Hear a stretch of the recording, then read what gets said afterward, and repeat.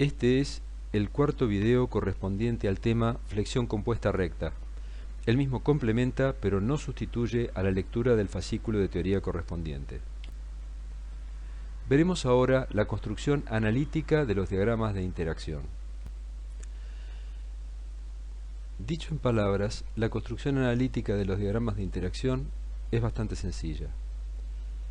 Comenzaremos por la adopción de sucesivos planos de deformación.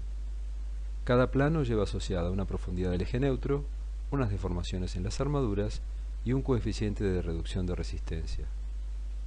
Para cada plano, se determina el valor y la ubicación de las resultantes en el hormigón y en los aceros, obteniéndose un punto del diagrama de interacción.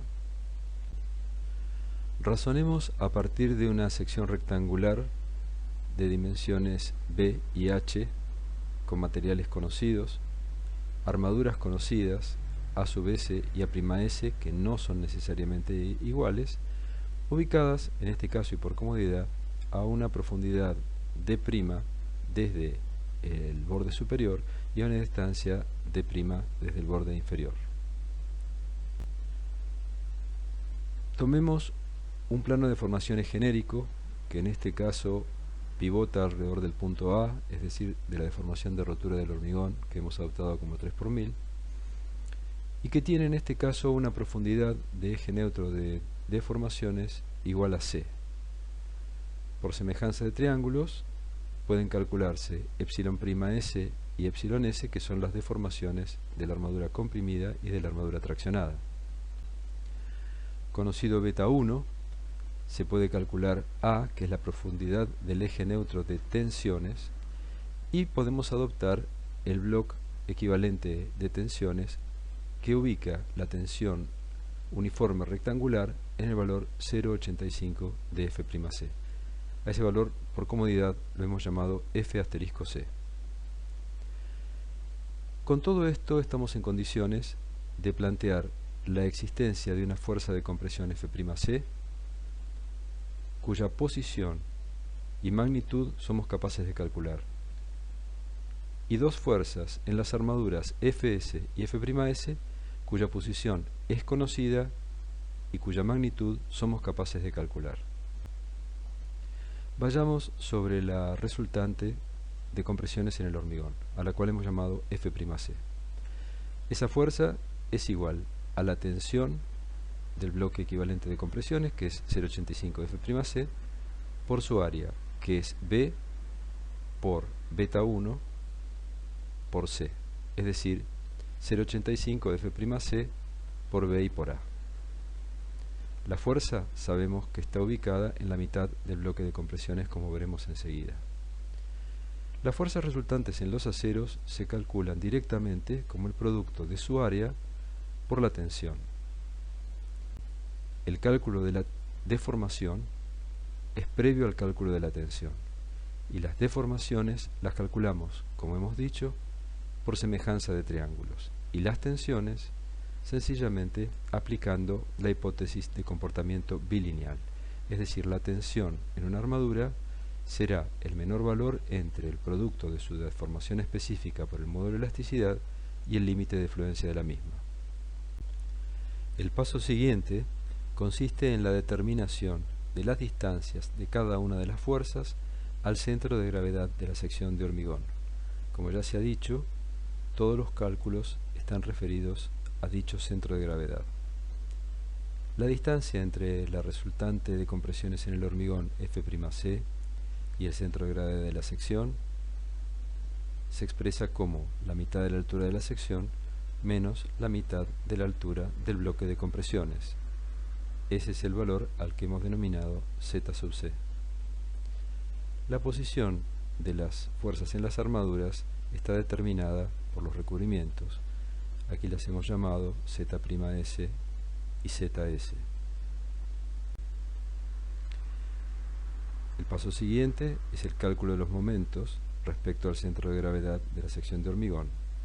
El del hormigón es igual a la resultante en el hormigón por su brazo de palanca, y los momentos proporcionados por las armaduras son iguales al producto de las respectivas fuerzas por los respectivos brazos de palanca. En definitiva, se tendrá una resultante de fuerzas, que será la resistencia nominal, calculada como la suma de la resultante en el hormigón, más la resultante en los aceros comprimidos y traccionados con su respectivo signo.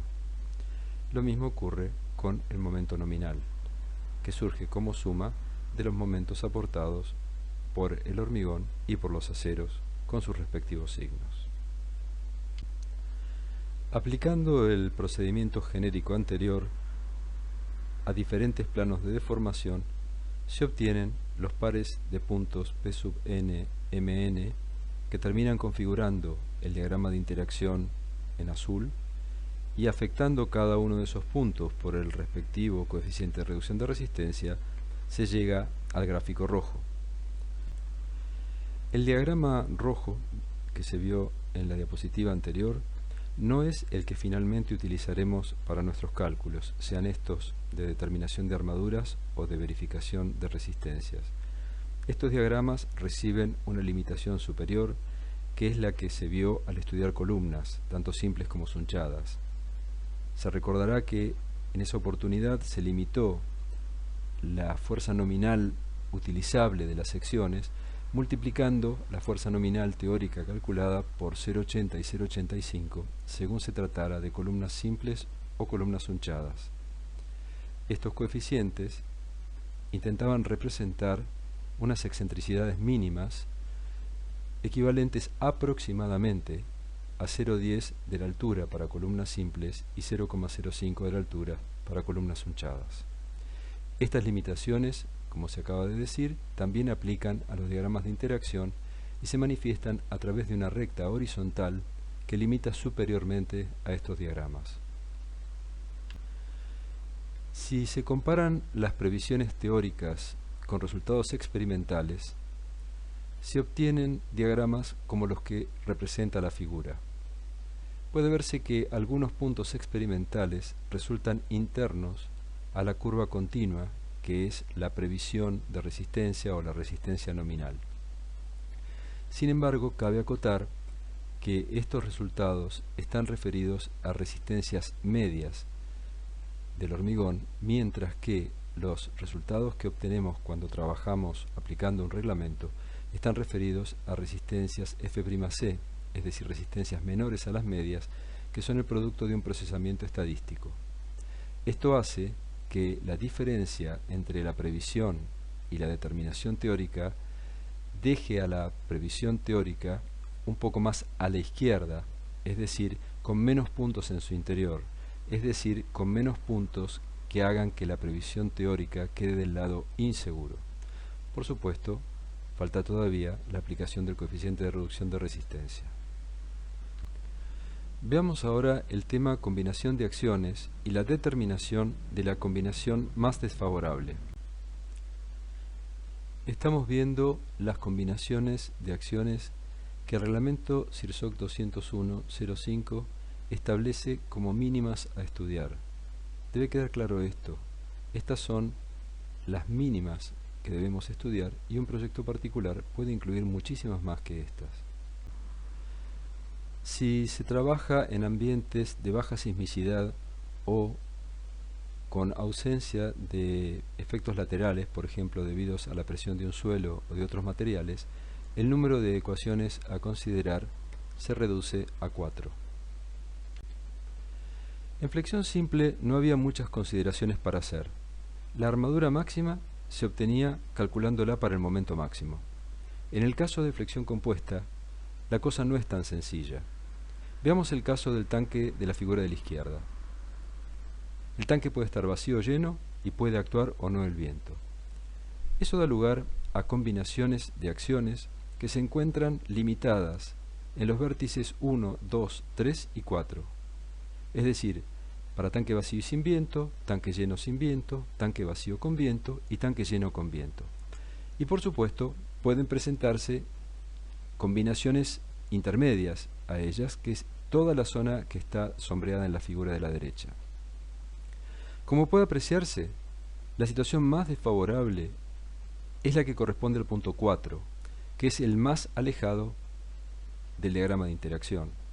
Esto indica que con la armadura que hemos desarrollado de este diagrama de interacción, no estamos en condiciones de satisfacer la condición resistente. En este caso en particular, se da que ese punto corresponde al axial máximo y al momento máximo. Sin embargo, otra estructura podría presentar este caso, es decir, que el punto determinante se correspondiera con el momento máximo, pero con el axial mínimo. Veamos ahora algunas estrategias para el dimensionamiento y verificación de secciones. En la práctica podemos elegir alguno de estos abordajes. El primero es por iteración, es decir, podemos hacer un diagrama de interacción recorriendo todos los puntos que hemos visto, o mejor dicho, algunos puntos significativos. No tiene sentido hacer un diagrama estrictamente continuo. Esto es sencillo, pero bastante laborioso, y se puede hacer sin grandes problemas utilizando una planilla de cálculo o un programa. Podemos utilizar este método tanto para el dimensionamiento como para la verificación. En el caso del dimensionamiento, iremos aumentando la armadura hasta que el diagrama de interacción pase por el punto más externo de las combinaciones de acciones que hemos elegido.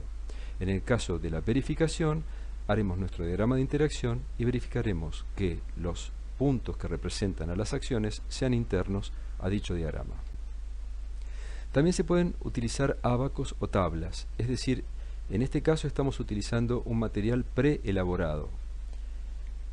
Estos ábacos presentan limitaciones, dado que están hechos para formas fijas de secciones transversales, como pueden ser rectangulares, circulares, etc., para valores fijos de las resistencias de los hormigones, para valores fijos de los aceros, de los recubrimientos y de las configuraciones de armaduras.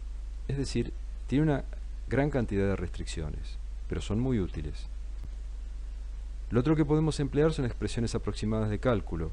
Estas expresiones permiten calcular en forma directa las armaduras, pero están limitadas a tipos fijos de secciones y armaduras. Se puede recurrir al uso de programas de cálculo. Existen programas comerciales y programas gratuitos. En la Argentina está disponible en la página de Inti CIRSOC el programa CIRSOC Flex. También los programas de dimensionamiento pueden encontrarse como subrutinas de programas de cálculos de estructuras. Recapitulando, se plantearon los pasos para la construcción analítica de los diagramas de interacción, tanto en términos nominales como incluyendo el coeficiente de reducción de resistencia. Los pasos propuestos consistieron en plantear diferentes planos de deformación y para cada uno de ellos calcular la magnitud y posición de las resultantes internas. Cada plano de deformaciones termina definiendo una posición del eje neutro de tensiones y de deformaciones, y una serie de deformaciones en los aceros que permiten respectivamente calcular la magnitud y posición de la fuerza en el hormigón y la tensión en las armaduras. Se planteó la limitación que el reglamento fija para la máxima fuerza de compresión que puede resistir una sección dada, basada en establecer una excentricidad mínima para la carga de compresión actuante. Se mostraron resultados de ensayos para comparar con una curva teórica. Se recordaron las combinaciones de acciones que indica el CIRSOC 201.05 y se mostró que no siempre los estados más desfavorables se dan en coincidencia con los máximos de ambas solicitaciones. Se listaron estrategias para la resolución de problemas prácticos.